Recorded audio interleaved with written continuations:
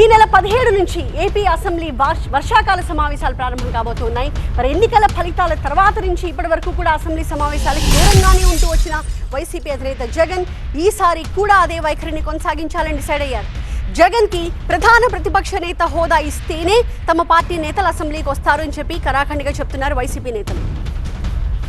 ఎప్పటిలాగానే ఈసారి కూడా అసెంబ్లీని బహిష్కరించి తమకు బలం ఉన్న శాసన మండలిని వేదికగా మలుచుకోవాలని భావిస్తోంది వైసీపీ. మండలిలో ఆ పార్టీకి 30కి పైగా సంఖ్యాబలంతో పాటుగా ప్రతిపక్ష హోదా కూడా ఉంది.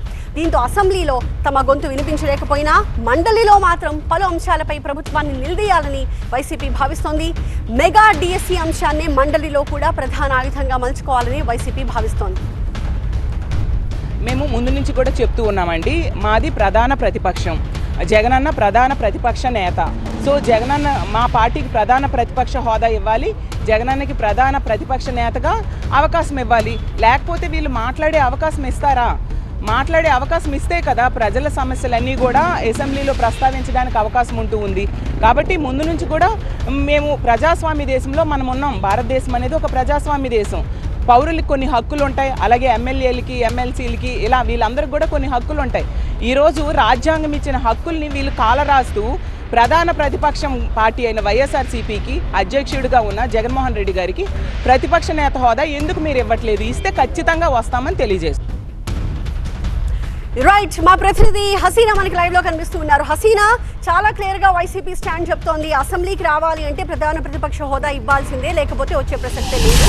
ఆన్ ది అదర్ హ్యాండ్ మండలిలోనే ఏదో తాడో పేడో తెలుసుకోవాలి, గొంతు బలంగా వినిపించాలి అని చెప్పి. సో డిఎస్సితో పాటుగా మండలిలో ఇంకా ఏ అంశాలపై వైసీపీ గట్టిగా ప్రశ్నించబోతోంది?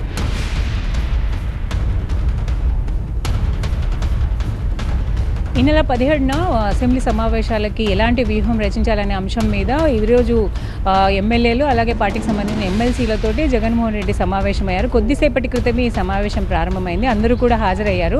అయితే ప్రధానంగా మనం చూసుకుంటే గత 2 వారాలుగా వైఎస్ఆర్సీపీ డిఎస్సి అంశం మీద జగన్ రాజీనామా, ఎక్కడైతే ఢిల్లీలో జంతర్ మంతర్ దగ్గర జంజీల మొత్తం సక్సెస్ అవ్వడం, అక్కడ విద్యాశాఖ మంత్రి రిజైన్ చేసిన దగ్గర నుంచి ఇక్కడ కూడా ఖచ్చితంగా డిఎస్సి పేపర్ లీకేజ్తో పాటు స్పోర్ట్స్ కోటాలో జరిగిన అవకతవకలకు సంబంధించి కూడా వీటన్నిటికి సంబంధించి నైతిక బాధ్యత వహించి లోకేష్ రాజీనామా చేయాలని చెప్పి వైఎస్ఆర్సీపీ అప్పటి నుంచి డిమాండ్ చేస్తూ అనేక కార్యక్రమాలు చేపట్టింది. ఇప్పుడు ప్రధానంగా మనం చూసుకుంటే ఈరోజు మీటింగ్లో కూడా దీనిపైన ఏ విధంగా ముందుకు వెళ్ళాలి అనే దాని మీదే వ్యూహం కూడా పనుతున్నట్టు మనకు తెలుస్తుంది. దానికి సంబంధించే పూర్తి స్థాయిలో డిస్కషన్స్ జరుగుతున్నాయి. ఈ ఎన్ని రోజులైతే అసెంబ్లీ సమావేశాలు జరుగుతాయో అన్ని రోజులు కూడా లోకేష్ వచ్చి సమాధానం చెప్పేంత వరకు, అలాగే ఆయన ఏదో ఒక ఇప్పటి వరకు కూడా లోకేష్ ఈ అంశం మీద మాట్లాడలేదు కాబట్టి ఖచ్చితంగా ఆయన సమాధానం ఇవ్వాలి, అలాగే దీనికి బాధ్యత వహించి రాజీనామా చేసేంత వరకు దీన్ని వెనక్కి అడుగు వేయకూడదు అని చెప్పి వైఎస్ఆర్సీపీ ఖచ్చితంగా చెబుతుంది. దీంతో పాటు నిరుద్యోగ సమస్య, అలాగే ఫీజు రీఎంబర్స్మెంట్ అంశాలన్నీ కూడా ముందుకు తీసుకెళ్ళండి అంటే జన్జీకి సంబంధించినవి,